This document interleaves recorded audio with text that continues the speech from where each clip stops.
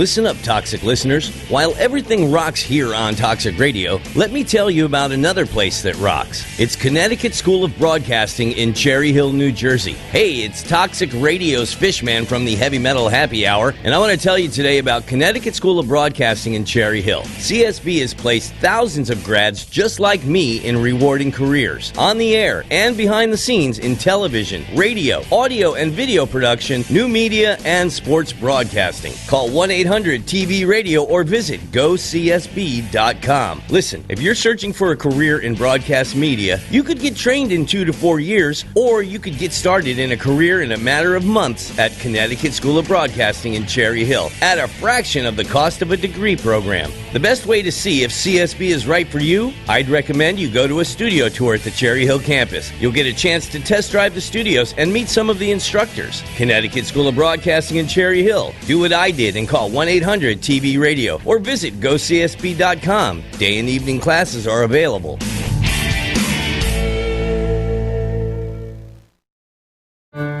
Hey guys, dating life going pretty shitty? I find you so creepy I think you should have to walk around with a bell around your neck. Finding yourself getting a little desperate for some female companionship? Alexa, tell me you love me. Hell no. You disgust me. What you need is to upgrade your style right now. The Toxic Store's got exactly what you need. Pick up some stylish gear featuring Deviant Gamer, Toxic Radio, and the Heavy Metal Happy Hour. Oh, yeah! You can find the store through the Toxic Radio app or toxicradio.net. Get in the game. Do I make you horny, baby? Get yourself a little love. That guy's getting boobies. Yeah, he is. Toxic Radio and the Toxic Store. Don't buy it safe. Buy it toxic.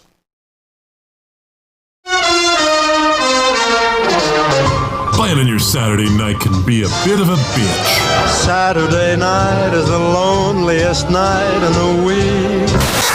Well, it doesn't have to be. Load up Toxic Radio every Saturday night for the Heavy Metal Happy Hour with the one and only Fishman. I know that, dude.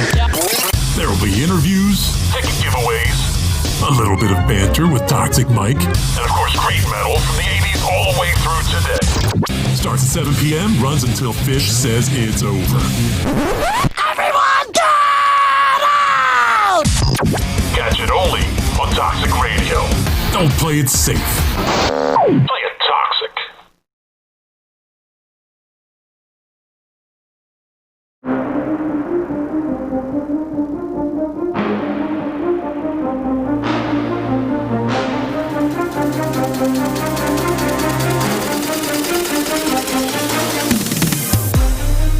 Welcome to Wire Sports Podcast. To my right, I got my main man, the man, the myth, the legend, Shally, Bill Shallcross. To my left, I got the Mr. Kent State, LeBron James, Cottrell Simpson. We're gonna get started. We'll get it started real quick. Everything people are talking about the NBA Finals. LeBron James winning his third ring, fourth. It doesn't really count though. It doesn't count when you beat a 5th seed Miami Heat that was walking wounded. But I'll pass it to my Cleveland, my LeBron fan. Cottrell, let's start us off. So it doesn't count because he beat the 5th seeded Miami Heat. But, I mean, Giannis Antetokounmpo couldn't make it there, couldn't make it past the Heat team. I mean, we heard when the playoffs first started, it was, that Blazers team was the best 8th seed that we had seen in a very long time, hottest team. Then we heard about the Rockets and their small ball. And then it was supposed to be the Clippers, but they didn't show up. So I'm not going to say it doesn't count just because LeBron went in and did exactly what he was supposed to do. But, outside of that, it was definitely a little weird just because it was the whole bubble situation. And, the competition was ramped up, but with no fans there, it was definitely a little bit different. But it's still a championship all in all. So, listen. I'm not taking anything away from LeBron James. I'm kidding when I said it doesn't count. But if we want to be serious about this, the bubble championship's a little bit different than most were. Not having fans, not traveling, not having a home court advantage, giving the man 5 months off to recover, to rest before he has to play. It's definitely a different vibe. You disagree? It was a different vibe, but at the same time, you have to think like this man was stuck in the bubble without his family for however many months, and at the same time, it was basketball every single day. So, yeah, you can say that it was he got all those months off, but it was every other night he was playing a basketball game as opposed to traveling to the other city, getting the 2 to 3 days off here and there. And it wasn't just basketball 24/7. Like, at least when he was in LA, like if the championship was there, he would have been with his family. He would have been at home, taking his kids to school, doing normal everyday life things. But at the same time, like, he was in the bubble and, cut off from society, essentially. I don't think it's an asterisk per se. I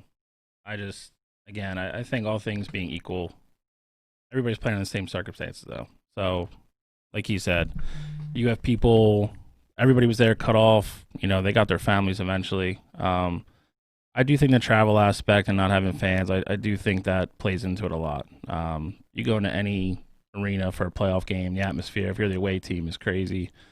I definitely would have liked to have seen them have to go to Miami and play in front of their crowd. And that would have been an interesting dynamic, seeing him go back there after winning 2 and leaving. And they love Jimmy Butler. So I think I would have loved to have seen that and see how it would have played out.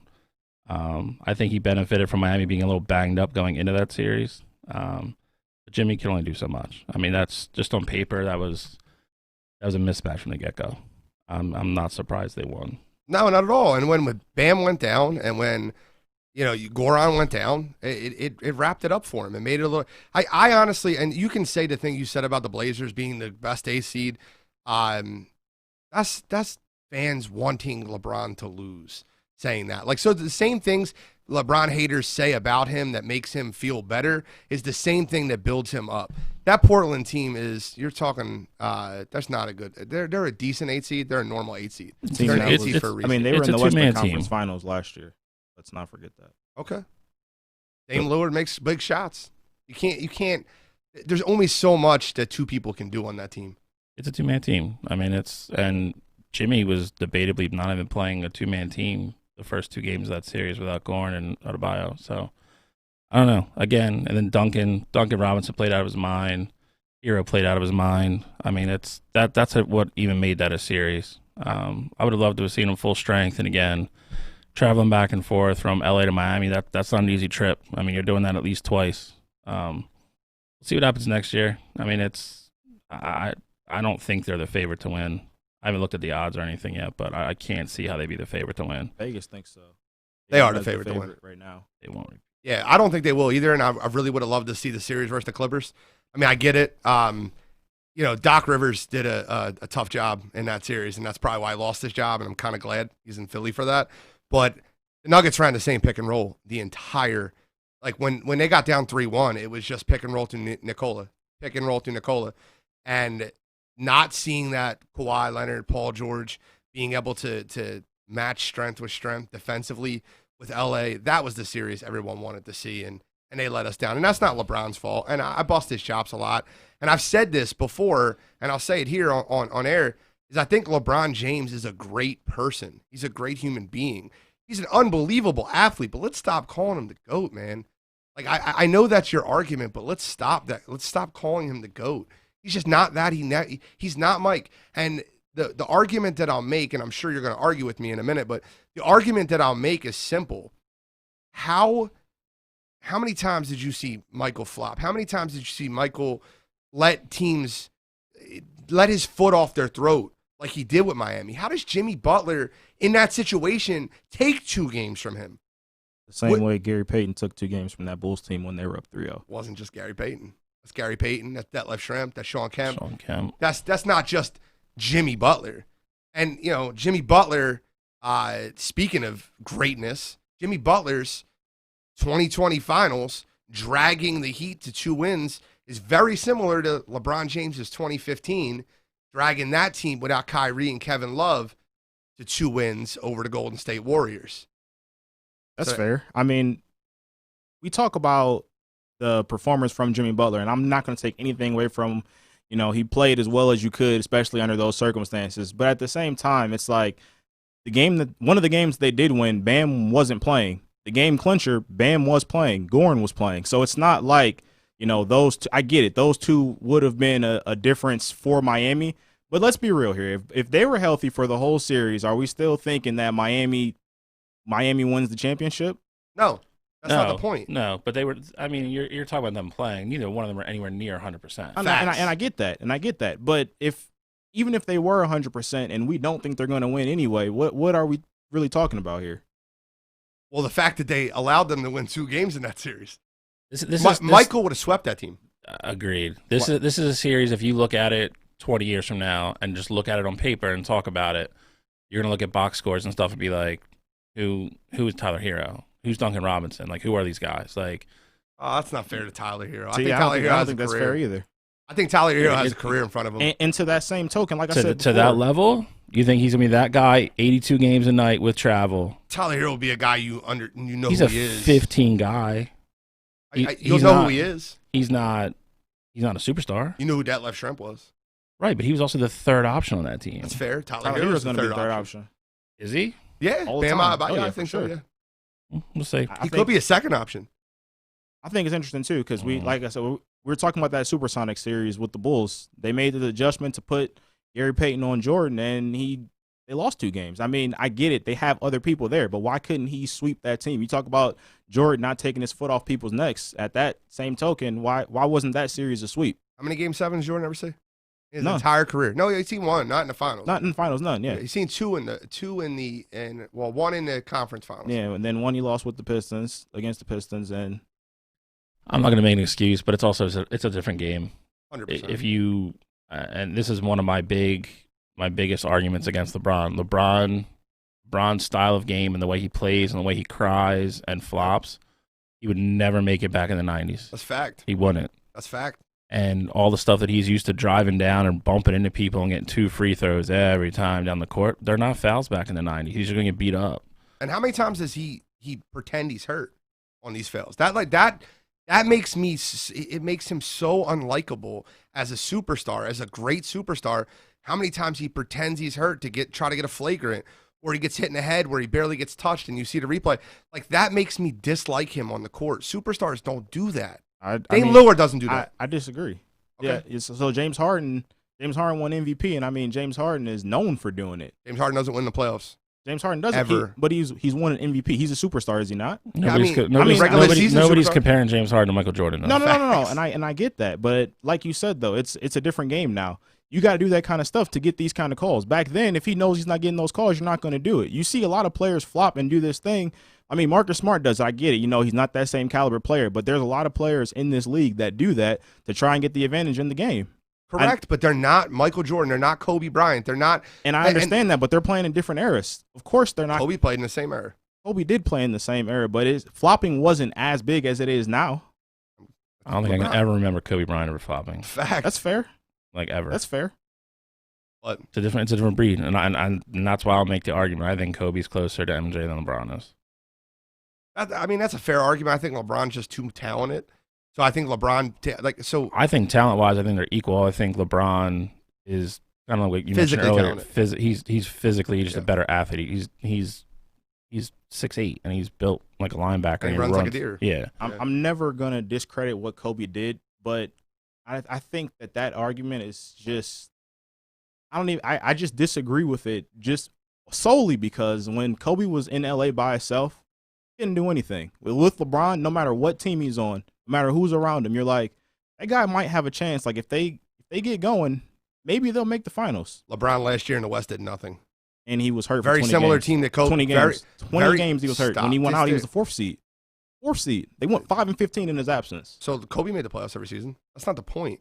You knew that Lakers team wasn't winning a series. If that team made the playoffs, you don't think they would have won one series? Probably not. It was the 5 seed last year. Maybe Oklahoma City with Paul George and Russell Westbrook. LeBron can't beat them by himself. No, I'm just. I don't know. Paul George disappears in the playoffs. So he who does. Knows? Playoff P. He literally he's a ghost. Speaking about appearing in the playoffs, let's just talk about what we were talking about a minute ago with the Jimmy Butler, LeBron James 2015, and I'll bring up our Philly vibe, our AI 2001. So since 2000, which performance would you say? I'll ask both of you guys. Was the best performance in a losing effort with a team not around you? So like very similar scenario that Jimmy Butler went through, where he was the only guy in a few of those games, willing his team to win. The 42-point triple-double in Game 3. That game, the 0-1 Sixers, the step-over game for Allen Iverson, and the LeBron James Cavs without Kyrie and Kevin Love. The year Kelly Olynyk cheap shot at Kevin Love and knocked him out of playoffs. Which performance would you say would be the best? I'll start with Bill. I would rank, as much as I love Jimmy, I would rank him last. I think his supporting cast was by far better than LeBron or AI's. I not being a homer, I just slightly lean AI. That team had the team had no business being there, and B, to go into LA and win Game 1, when you're literally just facing a completely, better team across the board, and going into LA and beating Shaq and Kobe in Game 1. You don't want to downplay anybody, but if you look at that team on paper, it was terrible. Oh, I'll give you the starting 5. Yeah. I remember it. I could give it to you too. That is single-handedly one of that entire year. It has to be one of the most overachieving basketball teams in the history of the NBA. Not a big Eric Snow guy? No. Never seen George Lynch, an NBA player, miss more 8-foot jumpers in my life. He has the ugliest jumper ever. I love Eric Snow, by the way. As a gritty player, smart player. You want to talk about a guy that didn't have talent that made it to the NBA? No, and you needed a guy like that to play next to AI. You need a guy that had no problem giving him the ball, pretty much damn near every time down the court, and then spread it around. Not an ego guy. Didn't mind if he scored 4 points a game, and it took him 12 shots to do that anyway. So, so you go AI, LeBron. AI, LeBron, Jimmy. So you're not living in the moment. So people are living in the moment right now. No. Yeah, Control, give me yours. I 100% agree with you, Bill. I would go AI number 1. That team, especially that year, the Lakers were unbeatable. They hadn't lost that playoffs. You thought they were going to go the perfect 16-0 throughout the whole playoffs. And then AI just comes in, takes care of business in the house. That Magic and Kareem and all those guys built, steps over Tyronn Lue and takes Game 1. I just think that was modern. I think that was just the best playoff performance, especially in a situation where you're overmanned. I actually almost wish they didn't win Game 1. Why? I almost wish they would have won Game 2 and came back 1-1. I think he went in there and won Game 1, and like he said, there's no way Kobe and Shaq and all them were like, all right, we're gonna walk through these guys. They were just a better team. There's nothing we could do. So you make my point. I think that the no, I'm saying I would have. He went in there and won Game 1. And then they kind of woke them up, and they were like, all right, we're going to have to take this somewhat seriously. And then it was, okay, we're going to play for 4 games, and this is over. And that's exactly what happened. That's my point, though. Mm-hmm. I think that the Lakers sleptwalk into that series, which is why I don't have AI 1 there. I think they sleptwalk into that series. They if you remember that playoffs, they swept the whole way through. Mm-hmm. It was a 15-1 run. And to get a little bit more in depth in the AI situation, yes, you're right. Allen Iverson had the worst supporting cast of those. But also, to give you a little bit of perspective, Allen Iverson was MVP of that league, MVP of that year. So he was a superstar, bona fide superstar. LeBron James, 2015, bona fide superstar. No doubt about it, best player in the NBA right then. Jimmy Butler wasn't. Jimmy Butler is barely cracking people's top 10 list, if he is. And Jimmy Butler dragged that team to 2 wins. So I would go Jimmy 1. So you guys have Jimmy 3. I'm going Jimmy 1 for being not even a top 10 player. He did what Dame couldn't. And Dame's in everybody's top 10. Yeah, but that plays into what we're saying. He did what Dame couldn't because he had other people on the floor that were capable of scoring and getting buckets. Who? Duncan Robinson. You literally just argue with me how Tyler Hero's a good kid and how Duncan Robinson's not a bum. Tyler Hero's 19 though. All right, who was AI giving the ball to? Tyronn Hill? Aaron McKee and Aaron McKee came off the bench. Didn't even start. It doesn't matter if he started. He played. It does. Played 28, 30 minutes every game. There's no way you can say Jimmy Bucket's supporting staff was head and shoulders above. I didn't AI say or LeBron. I didn't say that his supporting cast. What I that said matters. was he's not Allen Iverson was the MVP of the league the year Who- that you okay. can't get swept out. Like, so the only Who were the best superstar two that gets players? swept- Who were the two best players in that league at that time? They're on the same damn team that he was playing. Kobe Bryant was not. So you guys listen. Kobe Bryant's greatness over the course of years and years and years has brought people to the case that Kobe Bryant's a way better player than Allen Iverson. He was. That's fair. He was not in 2001. Kobe Bryant matured so much in his career that you can argue that, but Allen Iverson was the MVP of the league. He was the MVP of the All-Star game. He was the best player in the league that year. He was the reason they started 10-0. I'm not. You listen. Everyone has their opinion on this, but I will tell you, mine is Jimmy Butler, a player outside the top 10 on most people's list, drug a team to 2 wins. Yes, he did have a little bit better supporting cast, but we can argue that LeBron and AD are very comparable to Kobe and Shaq. I don't think Why? that's fair. Why? Well, his team was drastically better than either other team. It's not a little bit. Right. Like, let's get rid of that notion. Way better, dude. Like, there's nobody. If you took that Cleveland team and the Sixers team and the Miami Heat, if you take AI out, LeBron out, and Buck and Jimmy out, They all get swept. my point is the next 4 best players are all in the Heat. If you put another starting 5 on, they're all coming from that Miami Heat team. Listen. They are. I guess that's. I don't agree.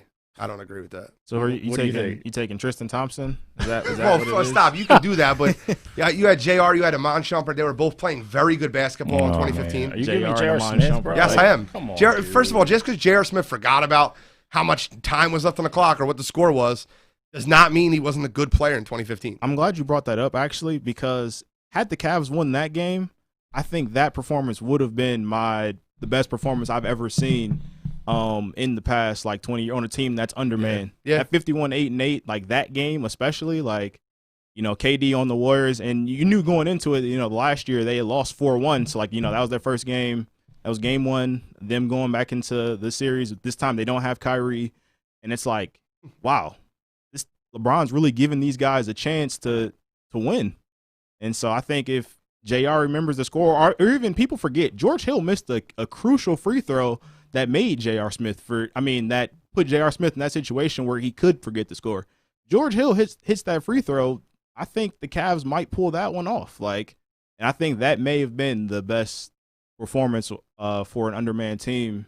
But I mean, it just didn't happen. But Why are we talking about another player on LeBron's team making a big shot for him? I was going to point that out earlier, and that is he was number at the one. free throw line. that What do you want him to do? It's the number one reason why I think Kobe's better than LeBron. Yep. Kobe absolutely, in the last 2 minutes of the game, that ball was not coming out of his hands. You've seen Dame's tweet, right? Yeah. That was- And he's right. LeBron made the right play, but I'd have shot it over to him. Mm-hmm. So what about when Jordan passed the ball to Steve Kerr and in the huddle? This is in the huddle. This isn't like in the spur of the moment kind of thing. In the huddle, he said, "Steve Kerr, be ready." Why is that overlooked when it comes to making the right basketball play? But when LeBron makes the right basketball play, I never gave that guy the ball. I feel like he does it all the time. You don't think he got bailed out in the Heat series with Ray Allen? Like, you don't think he got bailed out of the series? You say he got bailed out, but He that did game get- went to overtime. It wasn't like Ray Allen hit the shot and they won the game. That game went LeBron to overtime. If If missed Ray the Allen shot. misses that shot, LeBron's 3-7. Yep. If I mean, That's if a lot of fair, things but happen. LeBron missed the shot. And That's how the rebound came to Chris Bosh Yeah. to, And I got to Ray that, Allen. but- LeBron missed the shot. But what about the overtime performance? What about the Game 7 performance when he hit the clutch bucket with like 35 seconds remaining to put them up 4? So that the Spurs Was it a didn't fall even have away? a chance Was it a fall away? I'm just trying to remember. Are you making the argument though that in terms of clutch, he's in the same category as No. Kobe and Michael? No, that's not what I'm saying. But at the same token, we can't fault him for making the right basketball play. Just because he doesn't always want to shoot the It's ball not over always- 3 defenders When I'm and he talking has about a 3 teammate wide defenders, open. It's the way, like you brought up MJ. They went in the huddle and they designed that play. If MJ had a shot, he's not passing that ball. 100%. But he told Steve Kerr to be ready. So he's like, look, I'm probably not going to have a shot. I'm going to do the smart thing, get it to my teammate to make a play for us to win. The difference is LeBron wants to go into that huddle and hear that play called. That's the difference. I disagree. All right. I mean, it's. I mean, we saw that- it in the 2018 dude, playoffs. The dude just. Yeah, he's just- very, very passive in the last minute of the Did game. you- He don't want to shoot free throws either. It's very obvious. So the And I hate that's the only thing in the entire world I agree with Skip Bayless on. I hate But that's the only thing. He does not want to shoot free throws. That's It's fair. a fall away constantly. When the game's on the line and his blood's running, it's just he misses the shot. And the shot he hit versus Orlando, like everyone brings the game winner up for Orlando, wasn't the game tied? No, they were down 1. I mean, they were down 2 actually. I thought the game was tied. Nope, they were down 2 because I think Hito Turkoglu just came down and hit a bucket. They were about to go down 0-2, and then he hit the shot, made it 1-1. All right, so we all have our list. So your 2 lists are combined. You guys go AI, Bron, Butler. I'm gonna go Butler, AI, Bron, and that will be my list. And let's move on. So new coach in Philadelphia, Doc Rivers. I love it. What do you think? I like Doc Rivers as a coach. I thought it was just time to go with the Clippers. He's had too many talented rosters and not won anything, had anything to show for it. He's still hung up on this ring from 2008. And I don't want to say that as like a discredit for him because I do think he's a good coach. But I think it was time for a change in scenery, and I think he can help turn things around in Philadelphia. Define turn things around because I'm ready. Okay, so the Eastern Conference is weaker. I think that's fair to say. I mean, with this Heat team, I think it's debatable at all. With this Heat team, they kind of came out of nowhere. So I think it's anybody's East to win. You could say what you want about Joel Embiid and Ben Simmons, but they're both talented players. Talented can't play together. I get their attitudes. I get this floor spacing and things like that. But I think if anybody can find a way to make that work, especially in that Eastern Conference, I think Doc Rivers would be one of the maybe 5 or 6 coaches that can. I'm gonna go because I know you're gonna rant on this. So, I agree with you. My biggest reason I was happy when they hired him was there's going to be, and you heard it when Jimmy left. You heard it from Jason Richardson. You've heard it whispered from other people within the organization. No accountability for Ben and JoJo with Brett Brown. I think Brett Brown was kind of a scapegoat for lack of better terms, what Elton Brand put together. That's a whole other different conversation. I don't think he's a bad coach, but I do think he knew he was attached to the 2 of those players. And if he was in their good graces every year at the end of the year, they're going to be like, what do you think? They were always going to have Brett's back, and that kept him here. I do think it was time for a change. I will say I don't think a lot of what happened here was his fault. I think it's the coach's job for accountability, right? That, yes. Okay, so Doc Rivers is going to help with the accountability. Piggybacking off what he said, I don't want to bring him to 2008 championship all the time, but he has clout. And he's not going to let JoJo sit there and shoot threes all day. If he does, that was designed, dude. That's designed. This is one of the problems with the Sixers. Everybody makes excuses for both these players. JoJo hangs out by the 3-point line 4 minutes in the game because he's tired every game. No, dude, he can't play. He Yeah. can't play more than 20 minutes a game up and down the court like they want to play. You watch that. If you're team, a 7'2" center and you are by pretty much all experts across the board, the best center in the league, and you are not in the low post trashing people, it's a problem. Why draft him? Why have a 7'2" center if you're going to put him on the 3-point line all the time? It's dumb. Yeah, you're right. Brett Brown really created a bad scheme. So here, listen, I'll get into the JoJo thing right now. Joel Embiid was told, and he was upset about this and argued about this and fought about this numerous times in Philadelphia, that was his position in the offense because he could shoot and Ben couldn't.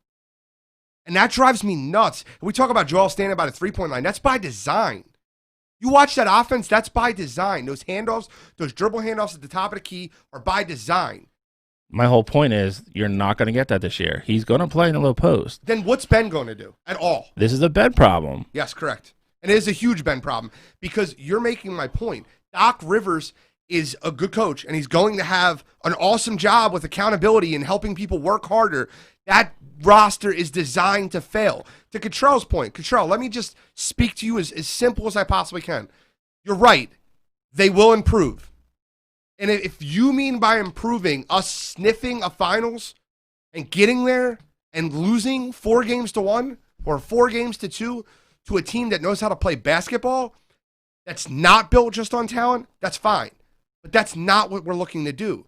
The whole process was to bring us championships, was to bring Philadelphia championships. Go through that roster. It does not work.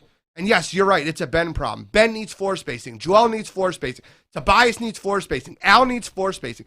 That roster can't shoot. It's built for 1985. It drives me nuts while we sit here and we talk about the 76ers, and we'll talk about the coach because Brett Brown did a terrible job and Doc Rivers is going to do a better job. But it's the same thing as you're looking at with Girardi with the Phillies. Gabe Kapler did a terrible job. Girardi did a better job. But it doesn't matter if the roster is constructed to fail. And that Sixers roster is constructed to fail. That front office from 2015 to 2020 has failed every Philadelphia fan. And Brett Brown can be the scapegoat. He's not a great coach. That's fair. Elton Brand's a bad GM. Elton Brand has no business being a GM. Brian Colangelo is an awful GM. Awful. What Brian Colangelo did to this city, he should be in jail for. He should be in jail for what he did to the city. The Markelle, the trade with Boston. You don't trade with Boston, number one. The Markelle pick, which is fine. No, not everybody knew he was going to be a bust. You didn't need to take him at 1. You could have took him at 3. Boston knew who they wanted. They weren't trading back with you because they wanted Markelle, but they wanted the asset. Bullshit. That's not what happened. This roster, the Tobias trade. I'm with the Jimmy trade. And we kept Tobias over Jimmy because they said Tobias is on the upswing of his career and Jimmy is on the downswing of his career. No, there's more to it than that, dude. Listen. More of it's coming. Listen, okay. Jimmy wanted to be a max guy. And again, we're going to talk about GM decisions. I don't know if you're, I would have given it to him, but again, you're giving a 30-year-old a 6-7 max year deal. That's risky. 5. Okay, so 5. Okay. Jimmy wanted to be the guy. It was made perfectly clear to him, for right or wrong, and I'm not disagreeing with you on this point, but for right or wrong, it was told to him in no certain words they were building around Ben. He didn't like it. And at that point, he didn't want to stay here. At that point, they could have offered him the max and he was going to go. And he wanted to go somewhere like Miami where he's going to be the guy and they're going to build around him. That sucks for us. Toby, they didn't choose Toby over Jimmy. Toby was a goddamn emergency gut reaction to Jimmy walking out the door to we can't let Jimmy and Toby both walk out the door because then we are literally stuck with Ben and JoJo next year, and that isn't going to work. I disagree with that. They wouldn't have traded 2 first-round draft picks and Landry Shamet if they were going to use him as a backup option. I disagree. And that trade will go down as one of the worst. He wasn't going to be a backup option. He was always going to be the 4, and then Jimmy left. No, you said that Tobias was, and then the point I'm saying I disagree with is Tobias was an emergency, Jimmy left, we need to keep Tobias. I don't think that's accurate. I think what happened it's 100% accurate. So Jimmy Butler, if Jimmy walks in that office and goes, yo, I'm signing, Toby's not here. I disagree. Okay. You don't trade 2 first and Landry Shamet if you're not going to keep They're not going to max Toby and Jimmy Butler, dude. That's stupid. They want it. So the question that they Nobody's doing that. The question that they asked, and Jimmy Butler's one of the realest people as it comes. And he says things off the rip. He says things very, very honest. And it gets him in trouble a lot of times. Got him in trouble in Chicago. Got him in trouble in Minnesota. Got him traded. When you ask Jimmy Butler on the JJ Redick podcast, simple as day is why he didn't stay. Is they asked Brett Brown, can you control him before we give him a max deal? Can you control him? He said, you don't have to worry about controlling me. I'm gone then. And if you think he said that he thought he was going to be in Philadelphia. He said, and if you want to think Jimmy's a liar, that'll be the first time in his career he's been proven to be a liar. I'm not saying he's a liar, but I'm also telling you that those other conversations happen. And if you look at everything Jimmy says, look how Jimmy talks about JoJo. Loves him. Loves him. Yep. And no problem playing with him. Who does he not like? I don't think he didn't. I don't think he disliked Ben. He actually said something positive about Ben in the sense that he Ben also was but again, he has a very Jimmy. If you want to give him anything, as physically gifted as he is, he's an extremely smart player. Jimmy is not going to get stuck on a team where he's going to be the second option behind a point guard that doesn't shoot. That's a fair point. But with Jimmy Butler, he actually made a really good compliment to Ben Simmons, in which he said, I didn't like the way Brett Brown handled the situation. Ben was the point guard all year, and then the Raptors series. The playoffs, yeah. The Raptors series, we're just going to switch over to Jimmy. He's like, whoa, dude, we didn't do this all year. And that's what Jimmy said. He didn't like the accountability. I don't think he had his issue with Ben. I think the only issue Jimmy had with Ben is that Jimmy's a dog and Ben's a puppy. Ben's a kitty cat. Yeah, and again, it's clutch time. Like, in the future, like we want to build this team. Like you said, Jimmy's a dog. Jimmy wants to get in the fight. Jimmy wants to be locked in the cage, and you saw it in this series. Yep, he's that kind of guy. And I'll go one step further. JoJo ain't that guy either. That's debatable. He's maybe a bigger puppy than Ben. That's fair. So I think it's interesting that, I get it, what could have been if Jimmy was here in Philadelphia. But, Gene, to your point, I think that this roster can work with minor tweaks. So what's minor? If you find a way to get rid of Al Horford's contract as a sign and trade. Okay, so this is what I was kind of bringing up earlier.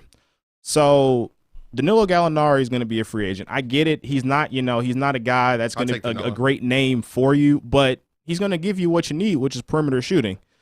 If you can get a sign and trade where, in a sense, where Oklahoma City doesn't want to just let Danilo go for nothing, maybe they'll get a deal, especially knowing that maybe we'll get something else for Chris Paul anyway. And maybe if the Sixers throw in a first, second round pick with, the trade to get Danilo to Philly, maybe that helps. Also, with Ben Simmons, I think Doc Rivers might make it a point to make him at least practice shooting the ball more. I'm not saying, you heard Brett Brown say, oh, well, we want Ben Simmons to at least shoot 1 or 2 threes a game. So and, disrespectful that on Ben's end. Disrespectful. Just didn't happen. No, but I think you even tweeted something about this, or maybe it wasn't you.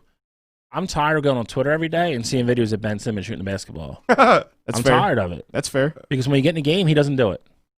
So don't show me on Twitter. Oh, look, he made 4 threes in a row. Cool. He made 4 threes in a row with 3 people in a gym and nobody guarding him. I can do that. I went to the Sixers game and I watched him before. I just for fun.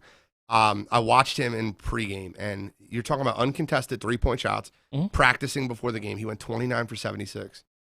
I can go 29 for 76. Agreed. I can in open gym, no defense, open shots. He went 29 for 76 from 3. That's unbelievably bad. That's fair.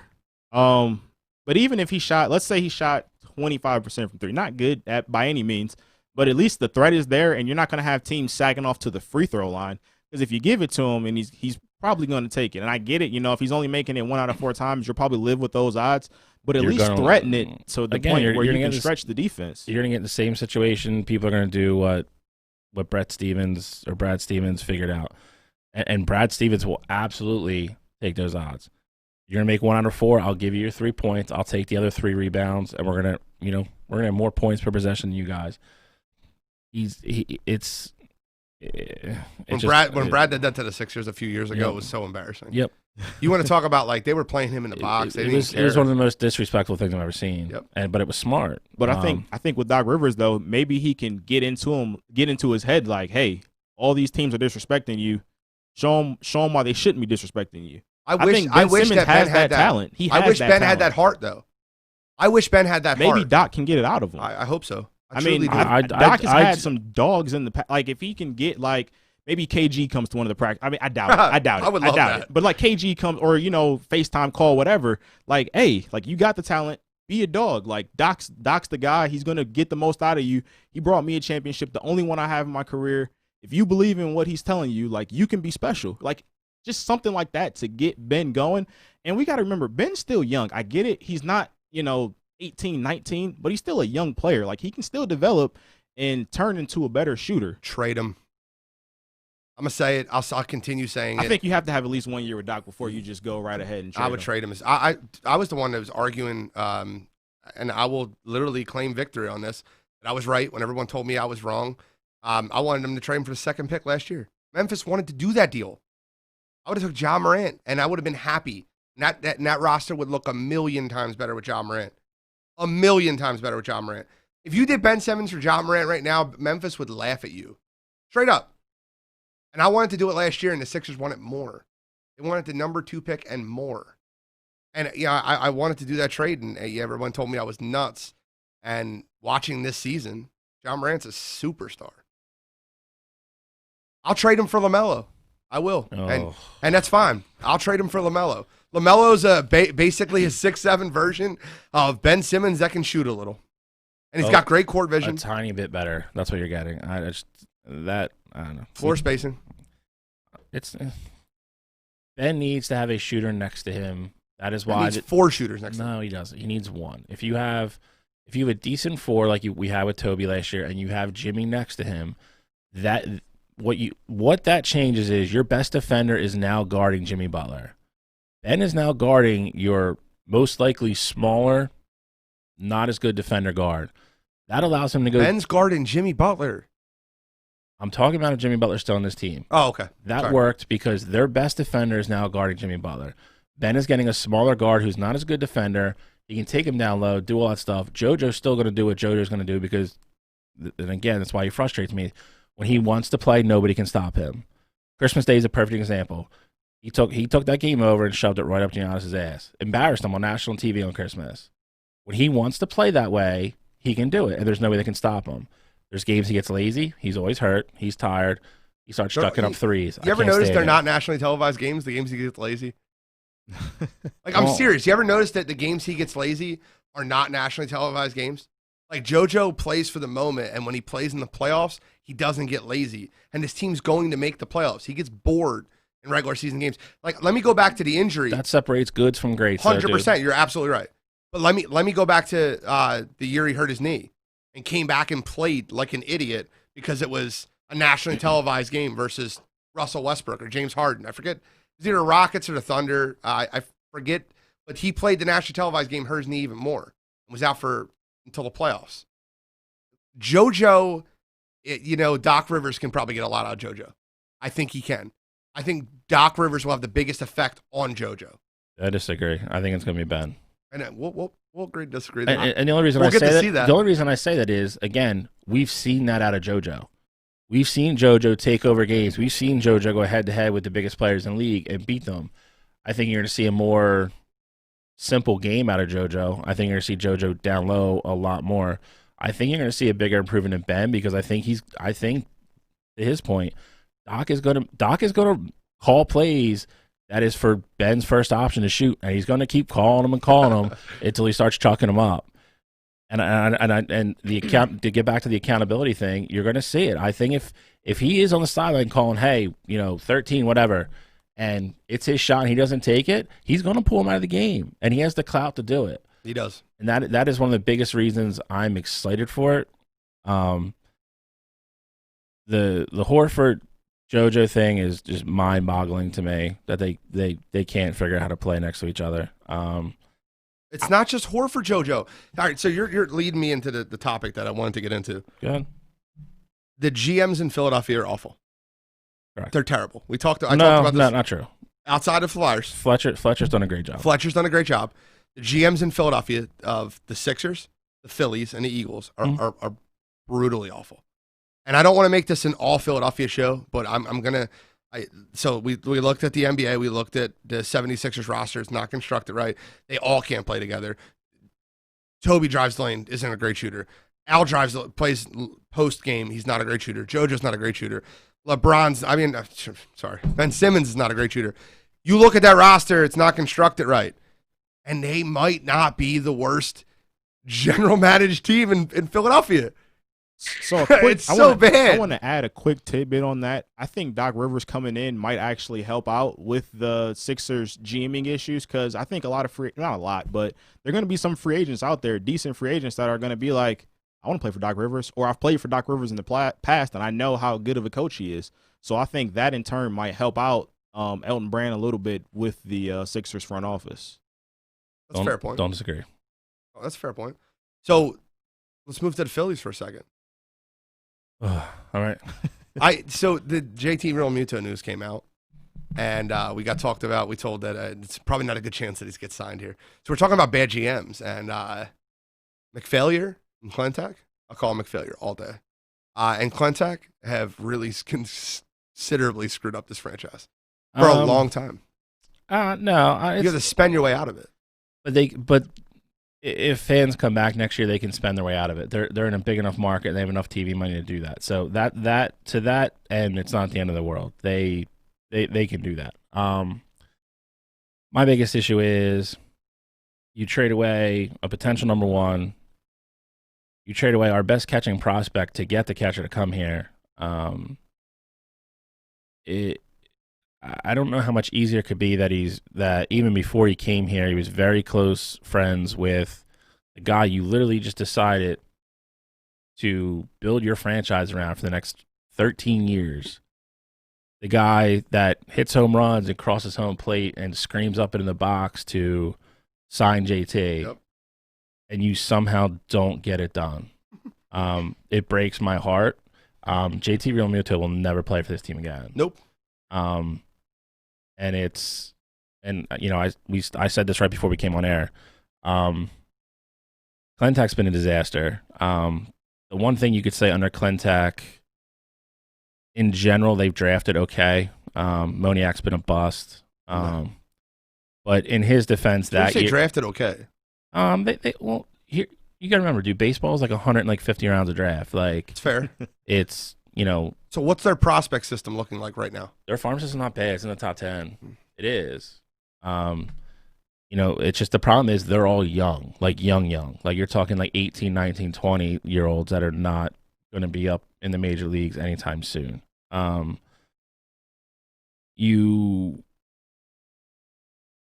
This team going forward next year is, and again, with the way Miami played this year, to your point, I would love to see how they would have,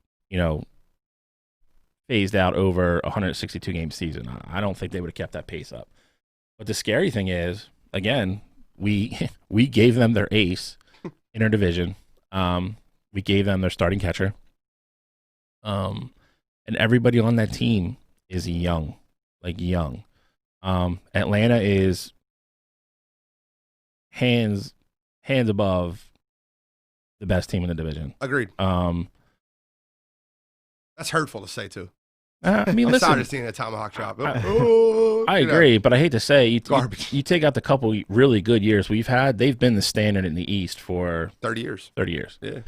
You have our back-to-back World Series appearances. You have Washington to win last year. And other than that, it's usually them. Yeah, you're talking about 07 to 11. That's 4 years, 5 years. And then last year with Washington, they were still a good team last year. Yes, Atlanta was still a good team last year. They had a bunch of pitching injuries last year. And Acuna is the best player on that team in the entire MLB, not named Trout. I'll say that. That's a different show, but I don't know about that. Cleveland fan, so of course I'm going to say J-Ram, but normally He's Lindor, but I'll go J-Ram. J-Ram's not even the best player on that team. Normally I go Lindor, but J-Ram for MVP. I'm a big Jose Ramirez fan though. I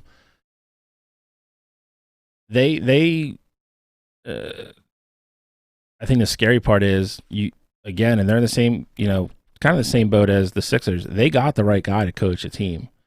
Out of everybody that became available, they absolutely got the right guy to manage.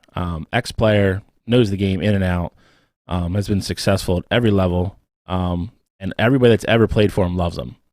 And I'm not going to sit here and stand up for Gabe because I think Gabe sucked, but Gabe was also kind of a scapegoat for certain things. I was happy to see him go. But you can't, I don't care who you are. Like, nobody is winning with that roster. We literally just finished a season, and the scary part is, somebody was like, oh, it was only the third worst. We statistically have the third worst bullpen in the history of baseball. It was second for a long time. It was. Well, here's the scary part. You play this season out for 162 games, I guarantee you it's the worst bullpen to ever step foot on the field. So it can't be. The worst bullpen was the early Phillies in 1960s, I think it was, early 60s. The problem with the Phillies in the term of the bullpen is you hope you get Sir Anthony back next year and you hope he's healthy. You need a lot more than Sir Anthony. You have nothing to get to him. Yeah. Tommy Hunter, I think, was your best reliever this year, and I think his ERA was almost a 5. And he's a free agent, so I don't think he even comes back. No. You don't want to sign him. Why do you want to sign him? All the other 30 guys they kept mixing and matching, none of them are the answer. The only two people you could realistically say are on this team opening day next year as relievers are probably Neris and Sir Anthony, assuming he's activated and healthy. And I don't think that's going to be the case because he literally kept delaying a surgery. He pushed his surgery off for like a year. I know. So there's a chance we don't even get him next year. David Robertson took $30 million for nothing and pitched 6 innings. Yep. I don't think you bring Jake back. So you're top of your rotation. I mean, if there is a bright spot, it is that. Nolan was great. Zach Wheeler was amazing. Spencer Howard showed flashes. Yeah. He just needs more starts. And Eflin was pretty good this year. I am not an Eflin guy by any means, but he pitched well enough to start the rotation next year. You need to go get another top-of-the-line starter. You're not bringing Jake back. We're 50 minutes in, and at this point, we haven't talked about the football season or the Philadelphia Eagles. And I'm gonna lead that because you made a lot of great points about the Philadelphia Phillies. And there's a lot of great points about the Philadelphia 76ers. You know, the worst team in general management in the last 3 years, it's not close, is the Eagles. Like, the Eagles win the 2017 Super Bowl and Howie Roseman gets put on a pedestal. And then that draft, that 2017 draft, I went over it before. I'm going to go over it now because we have a lot of new users, new listeners. Listen to this real quick, okay? Your first-round pick's Derek Barnett, rotational defensive end. He's playing better this year, but up until this year, he's done nothing. Hey, he's the only one on the team for the draft. Your second-round pick, Sidney Jones. Yeah. He's playing for Houston. Your third-round pick's Russell Douglas, not on the team. Nope. Your fourth-round pick's 2 of them. Mac Hollins, Donnell Pumphrey, not on the team. Nope. Not in the NFL. Your fifth-round pick, Shelton Gibson, he's got a career of 4 catches, yep. 5. It's a joke what that Philadelphia Eagles franchise has done. This past year, how do you let CeeDee Lamb go to Dallas Cowboys? How does it happen? I have nightmares of watching this man dominate on the NFL field. Nightmares. It's driving me nuts to watch this man on the NFL field dominate, and you had to give up a backup quarterback. There's two sides to Howie. There is the salary cap Howie, player management Howie, who's pretty good at what he does. Drafting Howie is abysmal.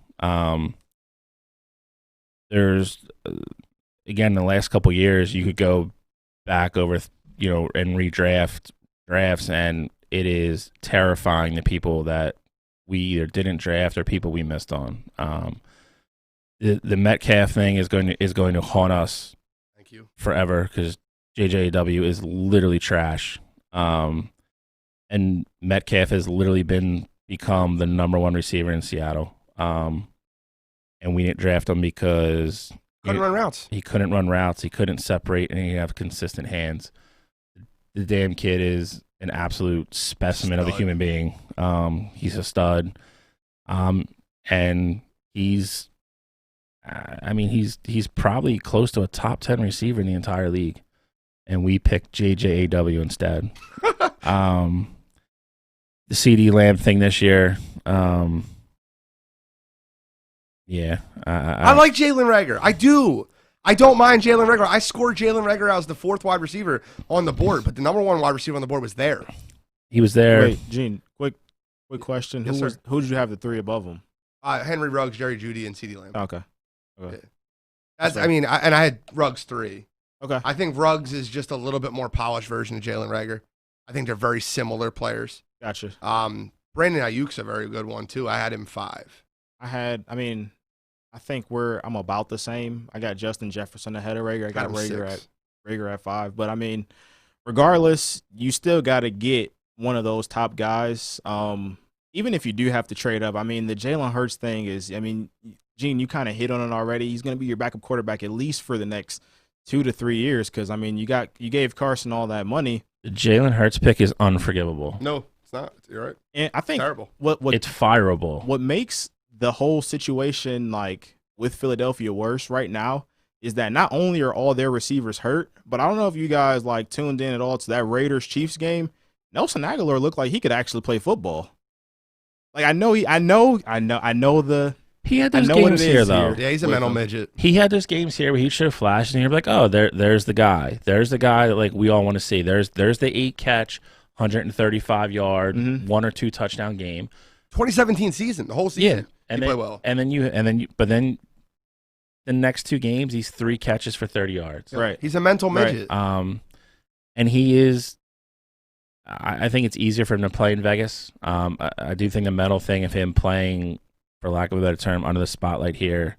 I mean, let's not act like Las Vegas is a hotbed for sports reporting. And there's just not the pressure there, and he's the 4th, maybe 5th option on that offense. That's perfect for him. Yeah, when he was in Philadelphia last year, especially when we had a lot of everybody's heard he's the number 1 guy. He's not that guy. So I got a question for you guys then. So if you go, like, say they just stay put, they get Rager first round, what position would you rather have had them go towards with that 2nd round pick? Anything but kicker or punter. A linebacker? Anything but kicker or punter, I would have been happy. Tell me why Howie Roseman does not have any stock in linebackers ever in the NFL. I didn't realize it was as bad as it was until I saw that stat that came out yesterday with money spent at the linebacker position in the NFL.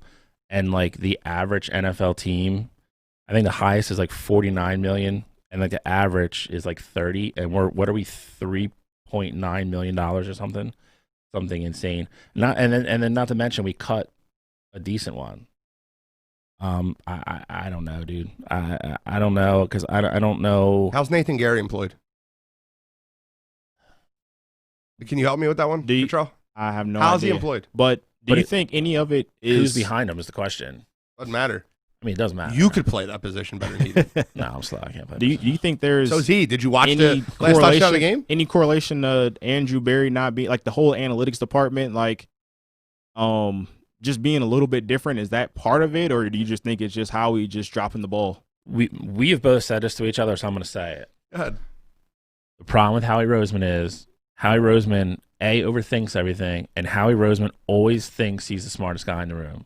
All That's the a time. fact. All the time. Again, CeeDee Lamb is sitting there. Not only do you not make a move to get him, you let your hated division rival jump you and take him to play, and then not to mention he's now playing next to Amari Cooper and Gallup. How do you let that happen? You can't. And it's a 1st and 2nd round pick to Atlanta to move up 5. Just if anybody doesn't understand what we're talking about, it came out after the draft that the Eagles would have had to offer the 1st and 3rd. Atlanta needed a 1st and 2nd to move up to get CeeDee Lamb. So in essence, the question then becomes, do you trade Jalen Reagor and Jalen Hurts for CeeDee Lamb? Yes. It's a no-brainer. Yep. It's a no-brainer. Every time. You drafted a kid in the 2nd round that's never going to play. Never going to play. I don't care what anybody says about Wentz. The last 2 weeks he's played well, and he's playing with bums. You saw it again this week, and I will tell you, I will. Not a big Fulgrim guy? No, but again, we're taking kids that weren't even getting reps on the practice squad 2 weeks ago, and we're putting them on the NFL field. And when there's an incomplete pass, it's Wentz's fault. No, like from everything I've read, Deshaun and Alshon are both going to play this week. This is a typical week. Like we said, I won't be surprised if they beat Baltimore Sunday. No, neither will I. I won't at all. And Lamar Jackson's not 100%. No. He's not. Not in the least bit. I wouldn't be surprised with the fans there, with the little revved up. I think the defense is going to play well. It's just, we talk about Jim Schwartz and we talk about the Eagles defense. How is the guy that has 2 touchdowns already and probably should have had 3 already because one got called back, and Nathan Gary is the one sticking him? He explained it the way that he pretty much said that Ben shifted into that formation to get that matchup. And listen, that is part of quarterbacking. That is what makes you, I don't know what the audible is on the outside of that. Like, I don't know if Gary can line up across from him and be like, hey, like, I shouldn't be covering this dude. Like, I'm gonna get smoked. Like, I mean, I don't think he can do that. At the same time, I think you might have to call. I don't know why he's on the field in that situation. I mean, they're passing the ball there. I mean, yeah, 3rd and 10. You're right. Yeah. I don't know why he's on the field. Get another. I mean, I get it. You know, you're already thin in the secondary. You had to move Jalen Mills back to corner, but there had to be somebody else there where you're like, maybe they have a better chance guarding Claypool than. And again, Gary. I think that's part of it. Like you're saying, how's Gary on the field? Who's behind him? You don't have to have a linebacker on the field at 3rd and 10. You can go dime. Very simple. He's more of a hybrid. He's not really a linebacker. I know, we played safety at Wisconsin. But Yeah. he's definitely not fast enough to be a safety in the Oh NFL. no, I'm not disagreeing. Yeah. All right, so we got to get into our picks for this week and the upcoming NFL week.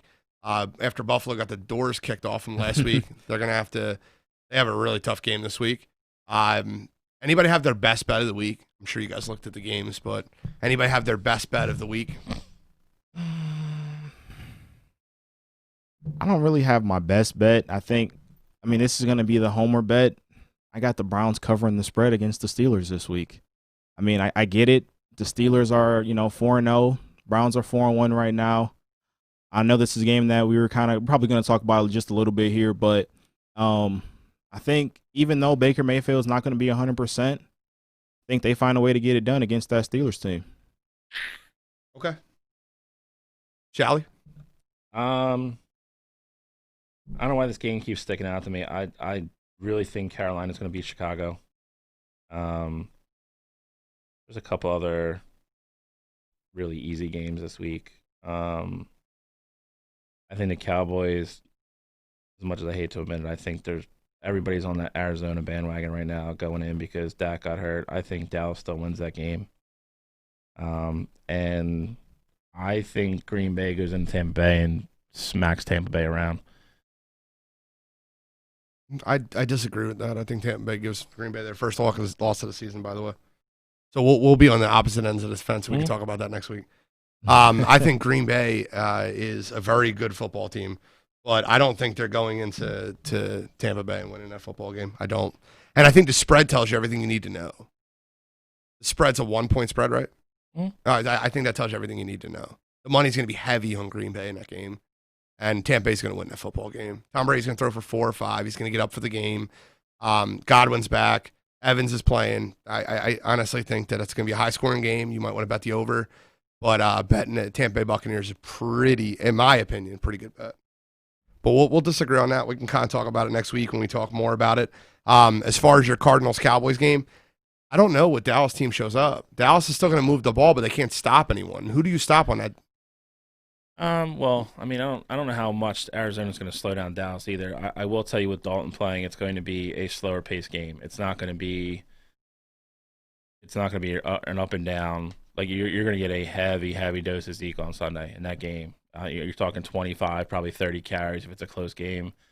To your point, they're going to want to limit Arizona's possessions. They're not going to want Kyler to have that ball 10, 12 times in that game and give them that many opportunities to score touchdowns. I've lost a lot of money on the Cardinals these past couple of weeks here. I had them covering the spread against the Panthers when they were at, I had them beating them by more than 3 points. They didn't do that. The Jets last week, I really didn't know what to expect, so I didn't even want to touch them that game. So I don't know what to expect with this Cardinal team. Who knows what happens? Who knows if you even need to stop them? Kyler's going to move the ball, but for some reason, that might not be enough to win anyway. So that game I'd probably stay away from, but I could see the Cowboys taking that one even with Dalton in there. And I think your Browns play a really good football game. I think that's a very tightly contested game. I think the 3.5 is trying to get you to lean towards Cleveland. Yeah. So the problem with that one is the Steelers could win that game on a late touchdown and cover that spread. I think it'll be a close game, but I think that when you see a 3, here's a rule of betting a lot of people don't get. When the spread's 2.5, they're trying to get you to take the favorite. They're trying to get you to go, they'll win by a field goal. They'll win by a field goal. It hits about 30% of the time that the favorite wins that game. When the spread's 3.5, they're trying to get you to take the dog. Well, they can just lose by 3, or they can lose. What essentially is happening is they're trying to get you to bet the Browns because it's a 3.5 spread. So it worked in my favor last week. The Colts were 2.5-point favorites, and I bet on the Browns to win, and that hit. So, I mean, typically I don't bet on the Browns just because I I mean, it's kinda tough why- sailing when you bet on your favorite team. So My problem with the Browns is too. I'm waiting for the stinker game now. Like That's fair. It's coming somewhere. I don't know if it happens. With Kevin Stefanski, they look I way don't- better. I don't. They I look don't. organized. No, They look I mean clean. it's still a divisional game, and still again Baker. I don't. We don't know how bad Baker's banged up. He's going to get hit in that game though. So I mean, it's You don't think T.J. Watt? I'm just kidding. TJ Watt's gonna Watt, hit him. Yeah. Bush, any of them. I mean, I agree.